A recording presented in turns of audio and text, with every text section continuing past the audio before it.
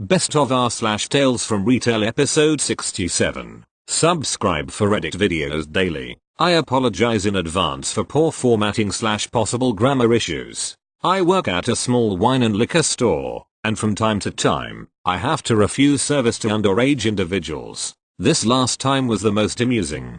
Two girls walk into my store on a Friday night. I can hear some of their conversation. They are mostly talking about what they want to drink. Now, these girls look like they were maybe 19, so I definitely intend to with them. As they are checking out, I ask for both of their IDs. One woman shows hers, and she's just barely 21. The other woman stands there with her hands in her pockets and says, "I'm not 21. I was dumbfounded by that for a moment, then politely told both ladies I could not sell to them. The underage woman walks out while the other woman waits there, still expecting to pay. I again told her I could not serve her because she had brought someone under the age of 21 into the store with her. I figured she would understand after that, but no. But she lives with me," as she scoffs and rolls her eyes, still expecting me to sell to her. After a few more times of me explaining, she finally left. They probably decided to hit up another liquor store. Thank you. Next. This happened tonight while I was working the closing shift. Cast, me, a super great cashier PK, potential Karen. Today we were slammed at the store. In our small town we have a grocery store that can be very overpriced, which means everyone in town and in the surrounding farming community come to our store, one of the dollar store chains. We are having a huge clearance sale where everything is 50% off, which is why we were so slammed today. The lines of customers finally let up around 7:30 p.m. About 15 minutes before we closed, a woman brings her items up to the counter and screeches, "What is this?" I look down and see a 3-pack of soap, look up at PK and say, "That is soap." PK says, "I know it's soap. How much is it?" I scan it and see that it is normally a little over $3, but with the sale it is half price, which means it would be half of that during this weekend's sale. I couldn't help but giggle and PK sneers, "What are you giggling about?" I tell her that I seriously thought she had asked what it was. She did actually say that, by why argue, and it strikes me as funny because it's soap. PK is still not amused and is trying so hard to be grumpy. I finish the transaction and as PK is leaving I say, "Have a great night, and remember." PK laughs and says, "Yeah, it's soap." Not sure how I managed to turn that PK's frown upside down, but thought it would entertain and show that it is possible to make a PK laugh and walk away happy. Thank you. Next. So this just occurred today, and I'm just shaking my head. A little context. My store does deliveries for furniture items, vanities, couch, etc. We had a customer buy a few heavy-duty vanities that have granite and quartz tops. These things are heavy, well over 200 pounds. They thankfully come in 2 pieces, but they are still heavy and awkward. So we load up the vanities, and call the customer, letting them know we are on our way. After we leave, we get a call from our store. Apparently the customer phoned back, asking if we have winter tires on our delivery vehicle. They are all season tires. That their driveway is covered in ice, and said without winters, their driveway is downhill to their house, so we will get stuck. So we'd have to carry the vanities down the driveway to avoid getting stuck. Me and my co-worker look at each other, and we both say that's not happening. If it's slippery for a van, walking something down will be dangerous, but that we'd go to see what can be done. So we get to their place, which the driveway did start going downhill about 100 feet from the house. I get out, and walk down the driveway to test it, slipping in several spots. So I knock on the customer's door, and inform them that the driveway is too icy to safely carry the vanities down, so we'll see about getting the delivery vehicle closer. They responded, "Well, the van isn't going to get back out. They'll have to be carried." I told them it's way too dangerous. It's either getting the van closer, or we'll have to reschedule the delivery. They replied, "That's no good. I need these vanities." I told them I understand, but it's down to safety. Those vanities are over 200 pounds. Carrying them down that icy driveway is too dangerous. Their reply again was, "But I need these vanities." I said to them, "We'll see what we can do, but we aren't making promises."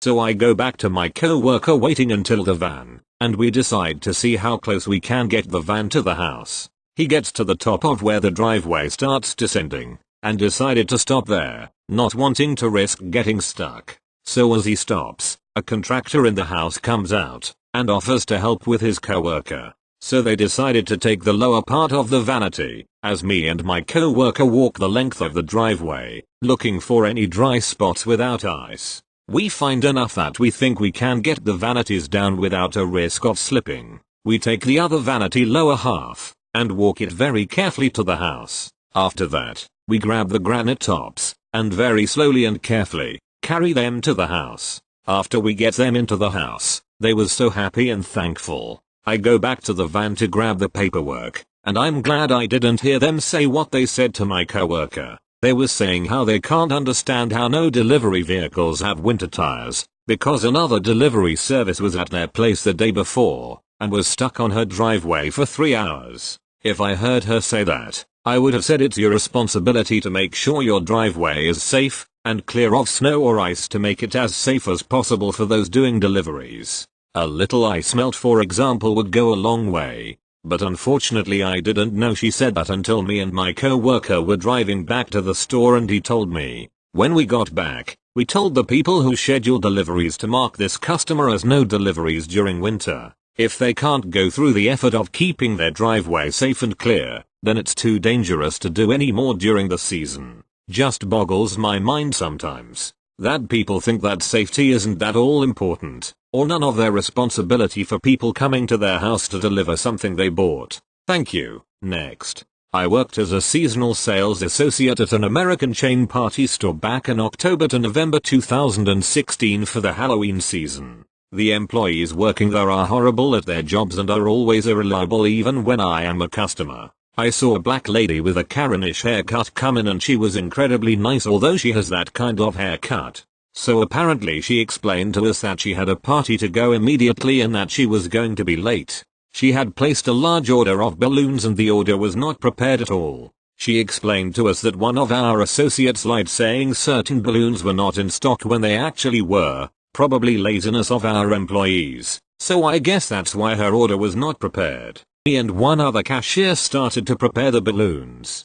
She also suggested that we should grab our manager to help out too. The manager came and started helping. The manager was fast with the balloons. The customer herself even pitched in and helped. After we completed her order, the customer gave us all a big thank you and she gave each one of us a hug. The manager had to give her a 30% discount, which is what we normally do for such incidents like this. Edit. At the end, the customer told the manager that she wanted to tell corporate amazing things about her.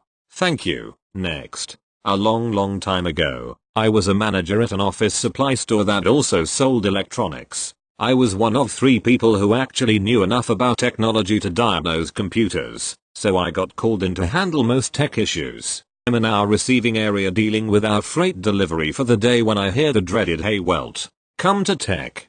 Come over my radio. I headed up to tech and I find a lady waiting with an opened laptop box in one arm and my boss, who was in her 60s, is staring at the offending laptop and mashing the power button. Fantastic. I introduce myself and the customer explains that her husband bought the laptop on a business trip the week prior, and for some reason it stopped turning on. I give it a once over, check the obvious culprits, and still no luck. With the limited resources I had, I couldn't do much beyond confirm that the laptop was DOA. The customer wasn't too upset, they hadn't lost anything important, and then she asked to return it. Unfortunately, I had to tell her that we could not. She immediately got irritated, demanding to know why we wouldn't return a product that was obviously a lemon. I explained that we didn't carry that model of laptop, even online, and asked if she was sure her husband had bought it at one of our locations. She insisted she had, so I asked for her receipt to figure out what the heck was going on.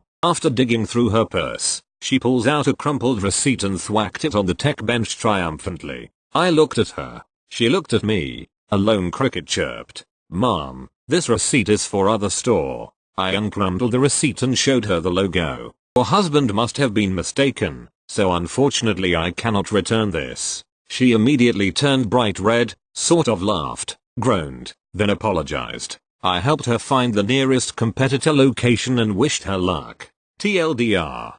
Customer's husband bought a laptop. Laptop was a lemon, and his wife brought it to the wrong store to return it. Thank you. Next. This is my dad's story that he loves to talk about. So my dad was closing up at the store when a couple and their daughter, she was looking very bored and around 8, walked in. They were just looking around and asked if my dad can leave the shop open for a couple more minutes so they can get their car so they can load it. My dad was about to respond when their bored daughter, BD, said let's just rob the place already. The parents looked nervous. They quickly left. My dad knew what was going to happen and locked the door right when they left. They show back up with their car and knocked on the door and begged my dad to let them in, but my dad just replies sorry we're closed. They eventually leave. But my favorite part of this story is that before they left, they gave my dad a thumbs up. Thank you. Next. I worked at a large chain retail store. While I was there I was working overnight stock which I loved. Limited customer interaction which I liked being antisocial. Most nights our store closed at 12 AM. Midnight on the dot. Kind of. I was in the store one night going about my business after unloading the truck, which takes about an hour to 2, when I saw someone I did not recognize. It was a customer, at almost 1 AM roaming the store. Turns out she couldn't find anyone and was hiding in the bathroom. When she realized people were in the store she sought help. I don't remember if she was able to make her purchase. I just remember tracking down a manager and asking them nicely to let the poor confused woman out since the door was alarmed and needed to be opened with a key.